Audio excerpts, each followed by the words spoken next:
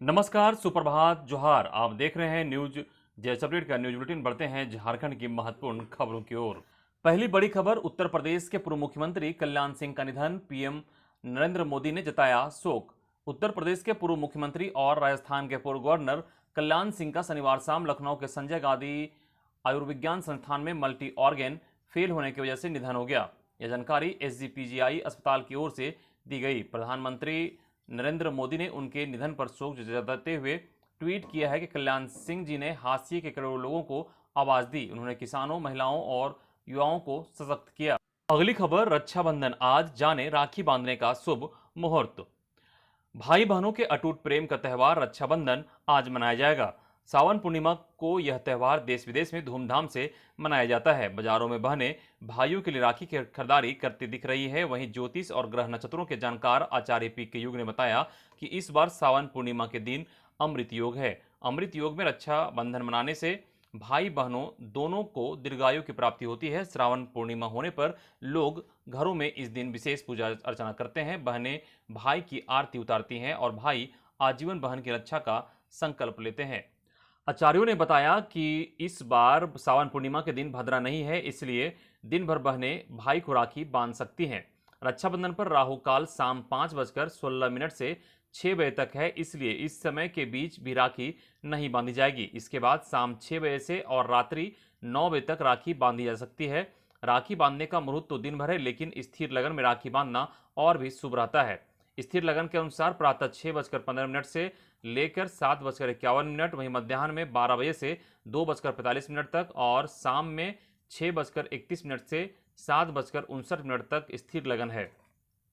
अगली बड़ी खबर, शिक्षा मंत्री जगन्नाथ महतो से शिक्षक नियुक्ति से पहले झारखंड टेट परीक्षा लेने की मांग। खबर के मुताबिक आजसू पार्टी के केंद्रीय महासचिव सह गोमिया विधायक लंबोदर महतो ने राज्य के शिक्षा मंत्री जगन्नाथ महतो से आगामी प्राथमिक एवं माध्यमिक स्कूल शिक्षक बहाली से पूर्व झारखंड शिक्षक पात्रता परीक्षा 2021 आयोजित कराने का आग्रह किया है।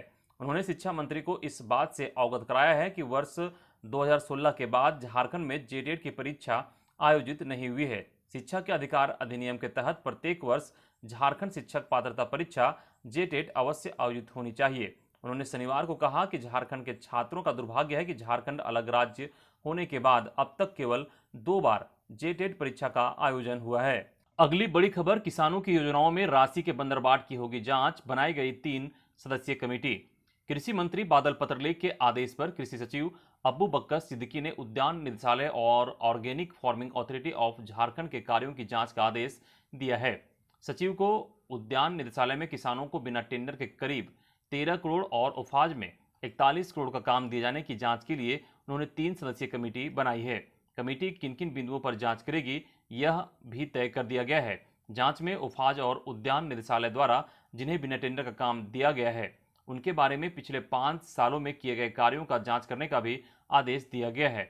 उल्लेखनीय है कि कृषि मंत्री ने कहा है कि विभाग में किसानों की योजनाओं के नाम पर व्यापक पैमाने पर गड़बड़ी की शिकायत मिली है। मामले को संज्ञान में आते ही जांच करने का आदेश दिया गया है। इन गड़बड़ियों के संबंध में विस्तृत रिपोर्ट मांगी गई है। जांच में दोषी पाए जाने पर कड़ी कार्रवाई की जाएगी। अगली खबर, मैथिली समेत अन्य द्वितीय राजभाषा प्रतियोगिता परीक्षा में शामिल करने की मांग। जानकारी के मुताबिक विद्यापति स्मारक समिति ने रांची के विधायक और पूर्व मंत्री सीपी सिंह से मैथिली को जनजातीय भाषा की सूची में शामिल करने की मांग विधानसभा के मानसून सत्र में करने का आग्रह किया है। समिति के प्रतिनिधियों ने शनिवार को विधायक सीपी सिंह से भेंट की और ज्ञापन सौंपा। ज्ञापन में कहा गया है कि द्वितीय राजभाषा का दर्जा होने के बाद भी राज्य में झारखंड लोक सेवा आयोग और कर्मचारी चयन आयोग की परीक्षा में अभी तक मैथिली के साथ भोजपुरी और अंगिका भाषा को शामिल नहीं किया गया है। बताया गया कि मैथिली भाषा संविधान की 8वीं अनुसूची में शामिल है। अगली खबर, कोरोना अपडेट की। राज्य में पिछले 24 घंटे में मिले 18 नए कोरोना संक्रमित, वहीं 20 मरीज स्वस्थ होकर घर लौटे हैं। राज्य में अब सक्रिय मामले 213 रह गई है। राज्य के 5 जिलों में 18 नए कोरोना संक्रमित मिले हैं, जिनमें सबसे अधिक रांची में 12, धनबाद में 1, पूर्वी सिंहभूम में 1, खूंटी में 3, रामगढ़ में 1 मरीज मिले हैं। राज्य के बाकी बचे 19 जिलों में एक भी मरीज कोरोना संक्रमित नहीं मिला है। वहीं 20 मरीज स्वस्थ होकर घर लौटे हैं, जिनमें पूर्वी सिंहभूम से 1, गढ़वा से 3, गिरिडीह से 2, खूंटी से 2, पाकुड़ से 1, रामगढ़ से 1, रांची से 8 और साहेबगंज से 2 मरीज स्वस्थ होकर घर लौटे हैं। वहीं राज्य में पिछले 24 घंटे में एक भी कोरोना संक्रमित की मौत की सूचना नहीं है। राज्य में अब सक्रिय मामलों की बात करें तो अब राज्य में 213 रह गई है, जिनमें देवघर में 4, धनबाद में 14, दुमका में 1, पूर्वी सिंहभूम में 12, गढ़वा में 3, गिरिडीह में 4, गोड्डा में 3, गुमला में 1, हजारीबाग में 2, जामताड़ा में 15, खूंटी में 13, कोडरमा में 2, लातेहार में 1, लोहरदगा में 13, पाकुड़ में 2, पलामू में 5, रामगढ़ में 6, रांची में 99, साहेबगंज में 8, सरायकेला में 5 और पश्चिमी सिंहभूम में 2 सक्रिय मामले रह गए हैं। कुशवाहा समाज ने मैट्रिक और इंटर के टॉपरों को किया पुरस्कृत। खबर रामगढ़ से आ रही है, जहां रामगढ़ के गोला नौ बगीचा स्थित कुशवाहा धर्मशाला में समारोह का आयोजन कर समाज के लोगों ने उत्साह व उमंग के बीच मैट्रिक व इंटर के स्कूल टॉपरों को पुरस्कृत किया। कार्यक्रम के दौरान इंटर के 20 और मैट्रिक के 80 टॉपरों को समाज के गणमान्य लोगों ने सम्मानित किया। धर्मशाला के अध्यक्ष लखिंदर कुशवाहा ने कहा कि छात्र छात्राएं अपनी मेहनत के बल पर क्षेत्र व समाज का नाम रोशन करते हैं। इसमें शिक्षकों की भूमिका को नकारा नहीं जा सकता। होनहार बच्चों को सिर्फ दिशा देने की जरूरत है। एक बड़ी खबर, वित्त मंत्री निर्मला सीतारमण का एक बड़ा ऐलान। कोरोना संकट में नौकरी खोने वालों का पीएफ 2022 तक भरेगी सरकार। वित्त मंत्री निर्मला सीतारमण ने शनिवार को एक बड़ा ऐलान किया है। निर्मला सीतारमण ने कहा कि कोरोना संकट के दौरान जिन लोगों ने अपनी नौकरियां खोई है, उनका पीएफ 2022 तक सरकार भरेगी। इसके साथ ही वित्त मंत्री ने कहा कि कोरोना महामारी के मद्देनजर रोजगार पर संकट को देखते हुए वर्ष 2021 में मनरेगा का बजट 60,000 करोड़ रुपए से बढ़ाकर 1 लाख करोड़ रुपए का कर दिया गया है। न्यूज एजेंसी ANI की रिपोर्ट के मुताबिक वित्त मंत्री निर्मला सीतारमण ने कहा कि केंद्र सरकार उन लोगों के लिए 2022 तक नियोक्ता के साथ साथ कर्मचारी के पीएफ हिस्से का भुगतान करेगी, जिन्होंने कोरोना महामारी के दौरान अपनी नौकरी गंवा दी, लेकिन उन्हें औपचारिक क्षेत्र में छोटे पैमाने की नौकरियों में काम करने के लिए फिर से बुलाया गया है। इन इकाइयों का EPFO में पंजीकरण होने अगली खबर, केंद्रीय मनोचिकित्सा संस्थान CIP में नौकरी का मौका, इन पदों पर होगी नियुक्ति। खबर रांची से है, जहां केंद्रीय मनोचिकित्सा संस्थान में नियुक्ति के लिए आवेदन आमंत्रित किए गए हैं। योग्य अभ्यर्थी इसके लिए आवेदन कर सकते हैं। साइकेट्रिक सोशल वर्क में एसोसिएट प्रोफेसर और सीनियर डायटीशियन के पद पर प्रतिनियुक्ति की जाएगी। इसके लिए केंद्र व राज्य सरकार सहित पब्लिक सेक्टर के विभाग, विवि व संस्थान में कार्यरत उम्मीदवार भी आवेदन कर सकते हैं। केंद्रीय मनोचिकित्सा संस्थान CIP में नौकरी का अवसर है। आप इसकी अर्हता पूरी करते हैं तो आप इसके लिए आवेदन कर सकते हैं। अगली खबर, राशन सामग्री लदा ट्रैक्टर व नाव बाढ़ में डूबा। खबर साहिबगंज से है, जहां लाल बथान स्थित राज्य खाद्य निगम के गोदाम से डोर स्टेप डिलीवरी के तहत राशन सामग्री लेकर जा रहा ट्रैक्टर नासघाट अकुन बन्ना सड़क मार्ग पर दुर्घटनाग्रस्त हो गया। वह बाढ़ के पानी में डूब गया। ट्रैक्टर की चपेट में आने से एक नाव भी डूब गया। उस पर 111 बोरा चावल और 60 बोरा गेहूं लदा हुआ था। ट्रैक्टर, ट्रॉली तथा नाव कुल मिलाकर 222 बोरा चावल तथा 120 बोरा गेहूं पानी में बह गया। अगली बड़ी खबर, धनबाद, कोडरमा और डाल्टनगंज रेलवे स्टेशन पर जल्द चालू होगी ATVM। ATM से नोट की तर्ज पर यात्री निकालेंगे general ticket.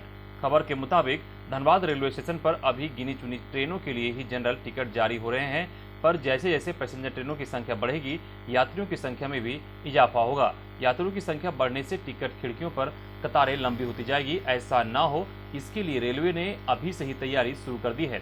Dhanbad railway station पर ATVM यानी ऑटोमेटिक टिकट वेंडिंग मशीन लगाई जाएगी। शुक्रवार को पूर्व मध्य रेल मुख्यालय से ATVM मशीनें धनबाद पहुंच गई है। जल्द ही इन मशीनों से टिकट जारी होना शुरू हो जाएगा। ATVM मशीनों से टिकट जारी होना शुरू होते ही जनरल टिकट खिड़कियों पर यात्रियों की लाइन छोटी हो जाएगी। स्मार्ट कार्ड धारक कोई भी यात्री ATVM मशीन से जनरल टिकट निकाल सकेंगे। अगली खबर विनोबा भावे यूनिवर्सिटी से है, जहां अनुकंपा समिति की बैठक में 9 आवेदनों पर मिली नियुक्ति की अनुशंसा। विनोबा भावे विश्वविद्यालय के कुलपति सम्मेलन कक्ष में शनिवार को अनुकंपा समिति की बैठक संपन्न हुई। कुलपति डॉक्टर मुकुल नारायण देव की अध्यक्षता में संपन्न हुई बैठक में अनुकंपा से संबंधित कुल 13 आवेदन पटल पर रखे गए थे। इनमें 9 आवेदन पर विचार विमर्श करते हुए नियुक्ति के लिए अनुशंसा प्रदान की गई है। चतुर्थ श्रेणी के पद के लिए विश्वविद्यालय के परीक्षा विभाग के लिए रोहित उरांव, JJ कॉलेज झुमरी तिलिया के रामजी कुमार, आदर्श कॉलेज के रामरतन सिंह और स्वर्गीय सुनील कुमार की पत्नी प्रिया रजक की नियुक्ति के लिए अनुशंसा की गई है। तृतीय श्रेणी के पद के लिए शान सिद्दीकी, सांसाक बिन्हा, मोनिता कुमारी, अर्पणा घोष एवं समृद्धि श्रीवास्तव के आवेदन पर विमर्श करते हुए नियुक्ति की अनुशंसा की गई है। बैठक में कुल सचिव डॉक्टर एम.के. सिंह, वित्त सलाहकार सुनील कुमार सिंह, छात्र संघ का अध्यक्ष डॉक्टर अंबर खातून तथा फ्रांसिस्का कुजूर उपस्थित थी। अगली बड़ी खबर, आंगनबाड़ी केंद्र से मिल रहा घटिया पोषाहार, परियोजना पदाधिकारी ने की जांच। खबर हजारीबाग से है, जहां बीते 19 अगस्त को केवड़ारी प्रखंड के जोड़दाग आंगनबाड़ी केंद्र संख्या 69 में गर्भवती महिलाओं को मिलने वाले पोषाहार में अनियमितता बरते जाने का मामला प्रकाश में आया था। ज्ञात हो कि गर्भवती महिला, धात्री महिला, 6 माह से 3 साल के बच्चे, अति कुपोषित बच्चों के लिए पोषाहार आपूर्ति सही से मिले, इसे लेकर SHG ग्रुपों में एक महिला समूहों का चयन किया गया है। आंगनबाड़ी केंद्रों को पोषाहार आपूर्ति का जिम्मा दिया गया है। पोषाहार में ग्राम जोड़दाग आंगनबाड़ी संख्या 69 में घोर लापरवाही देखने को मिली। जोड़दाग आंगनबाड़ी केंद्र में ग्राम संगठन द्वारा पिछले 4 दिन पहले वितरण किए गए पोषाहार राहड़ दाल में गंदगी पाई गई। वहीं घटिया पोषाहार वितरण किए जाने से साफ जाहिर होता है कि गर्भवती महिलाओं के साथ जुल्म किया जा रहा था। उक्त तमाम शिकायतों पर केवड़ारी के प्रभारी CDPO सह जांचकर्ता राकेश तिवारी ने बताया कि ग्रामीणों द्वारा शिकायत की गई थी। जांच में पोषाहार और दाल में कीड़े मिले हैं, इस पर कार्रवाई होगी।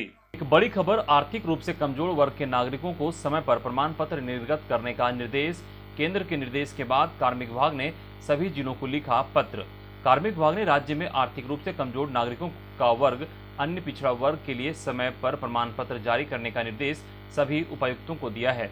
विभाग ने कहा है कि EWS के लिए प्रमाण पत्र निर्गत करने की प्रक्रिया में तेजी लाएं। इस संबंध में UPSC और केंद्रीय कार्मिक मंत्रालय ने भी राज्य के मुख्य सचिव को पत्र लिखा था और राज्य के आर्थिक रूप से कमजोर वर्ग के लोगों को प्रमाण पत्र जारी करने का निर्देश दिया था।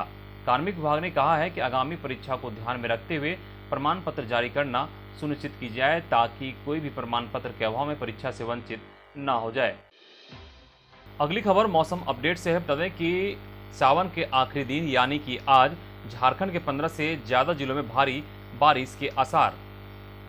22 अगस्त तक झारखंड के हर जिले में भारी बारिश की संभावना जताई गई है। पूर्णिमा के दिन मध्य झारखंड, उत्तरी झारखंड और उत्तर पूर्वी क्षेत्र के जिले में तेज बारिश और वज्रपात की आसार हैं। मौसम विज्ञान केंद्र रांची की ओर से जारी पूर्वानुमान के मुताबिक आज रांची, खूंटी, कोडरमा, बोकारो, रामगढ़, हजारीबाग, पूर्वी सिंहभूम, सरायकेला खरसावां, देवघर, पलामू, गढ़वा, धनबाद में भारी बारिश हो सकती है।